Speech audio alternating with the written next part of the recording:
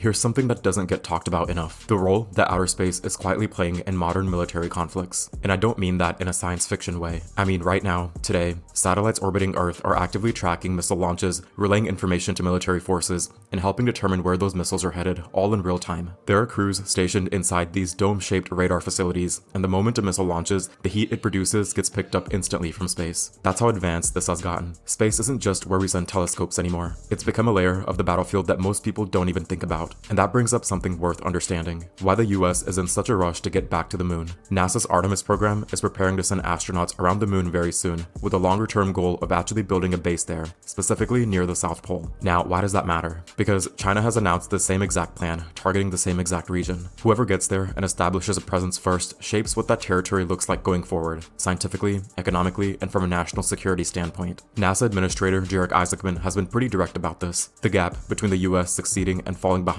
is being measured in months, not years. There's also a longer-term piece to this that's easy to overlook. The US is investing in nuclear power and propulsion technology for space travel, not for weapons, but for efficiency. Chemical rockets can get you somewhere, but they're essentially a one-way trip at the scales we're talking about. Nuclear propulsion would allow spacecraft to carry more, travel further, and actually return. The moon base would serve as a testing ground for all of this, and eventually, the goal is Mars, where astronauts could potentially produce their own fuel on the surface to make the journey home. It sounds far off, but the infrastructure being built right now is what makes that possible later. One thing worth keeping in mind as you follow all of this: a lot of the more sensitive details, like whether adversaries are actively trying to interfere with the US satellites or using space assets in ongoing conflicts, are intentionally kept out of public conversation. That's not a bad thing, that's just the nature of national security. What we do know is that the US has signed a national space policy prioritizing American presence and protection in space. Private companies like SpaceX and Blue Origin are central to making that happen, and the competition with China for influence beyond Earth is very real and already underway. It's a lot to take in, but it's worth paying attention to.